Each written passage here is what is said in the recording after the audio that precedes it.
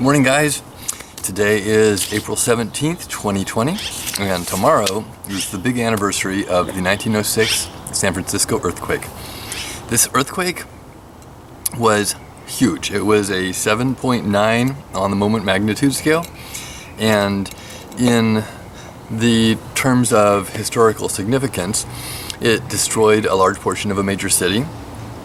You had buildings falling down, you had water pipes breaking, gas lines breaking, a lot of fires, and loss of life. Now this happened tomorrow, and tomorrow is the 18th, about 5:12 in the morning, when most people were still in bed. Some people were up making breakfast, and unfortunately some of that meant that overturned stoves led to these fires. And the fires caused at least as much damage as the earthquake itself, because the buildings that didn't fall down often got burned down by either the power lines that fell down or the gas lines that were ignited that had broken, or even the overturned stoves that were there.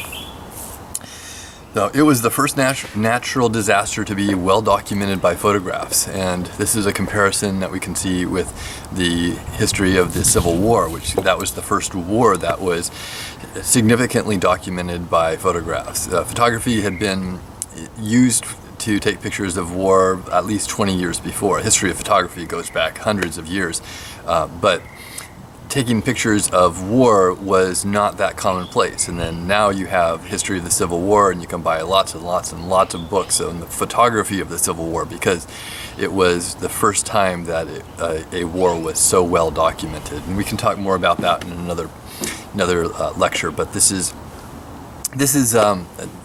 today we're going to talk about the differences between the North and the South. I'll put some links to the history of the Great San Francisco earthquake in the show notes, and you guys can explore those a little bit more. Alright, so today's lesson, you can get this from chapter 12 in your textbook. I've got a lecture, slides that go along with this also, to take a look at those slides.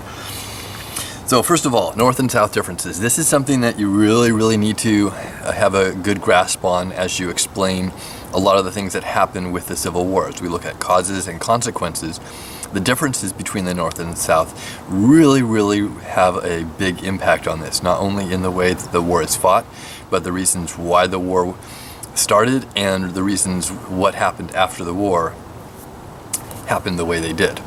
So first of all, Northern economy. Northern economy was heavily built on industry. You had a lot of factories, a lot of people that had moved to the cities, and the cities were growing, and the cities were a huge source of concentration of people and factories. The agriculture, they had a lot of farms. They actually had more farms in number than the South did, but they were small farms, and they were producing things like wheat, which was a food crop, right?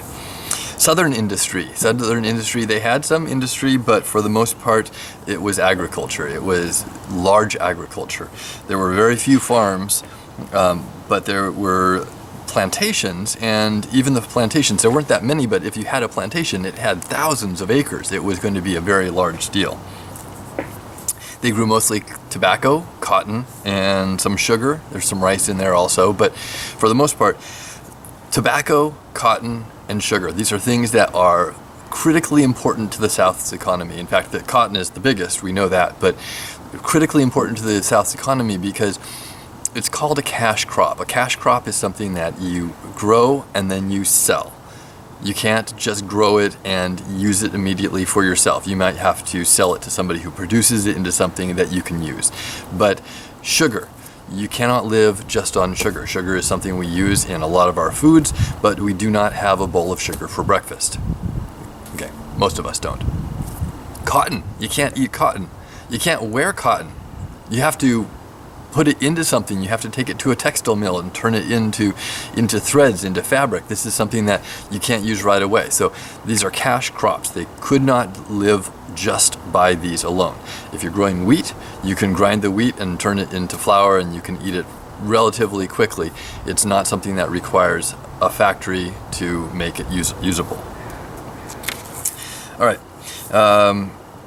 Population. The North had twice as many people as the South. They gathered in cities, working in factories. The South had fewer people, and those fewer people were divided between the rural poor, the slave-holding whites, and the slaves. Now, 1/3 of the population were slaves. That's a huge portion of the population. The non-slave population were often rural farmers. That means they didn't live in cities. They were out in the middle of the countryside, and they were having a small plot of land and growing just what they needed for themselves. And then just a quarter of the people that had slaves, or the quarter of the white people were slaveholders, only a quarter of them. And then just 4% of those had 20 or more slaves. So it wasn't like everybody in the South that was white had a whole bunch of slaves working for them. We see a lot of that in the movies because it's representative of what was impactful for the South.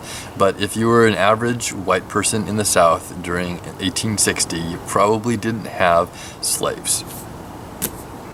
All right, regardless, this small portion of the population had significant impact not only on the economy, but on the culture of the South, because the economy of any area is going to really drive what resources that area has and how they make their decisions based on those resources.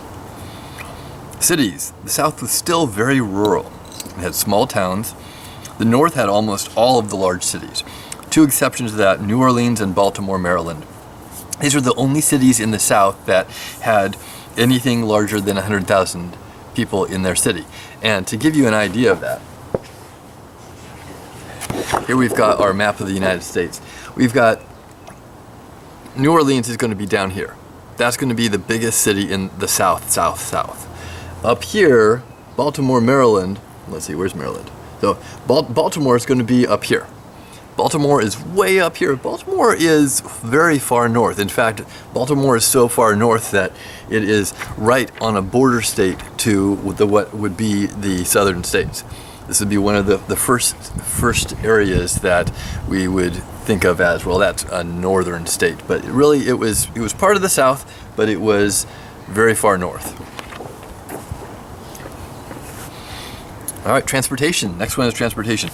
Well-connected railroads in the North. The North had a huge setup of railroads. They were interconnected because they had the people in the cities. They had huge populations in the cities, and they had to get goods from the farms and the factories to the cities. So you had all of these connecting lines that were making sure that the people in the cities got what they needed, because that's where you're going to sell your goods, and then you need to have those people in the cities have the resources to send to the next city for whatever goods they're producing. It was a really well-connected system. The South didn't have so much. The South was, again, focused on that cotton agriculture. Their transportation network, which had some railroads, but it was mostly, can I get this cotton that I've produced to the railroad or the steamboat to sell, to export to someone? They were not trying to interconnect all of their cities with railroads the same way that the North was.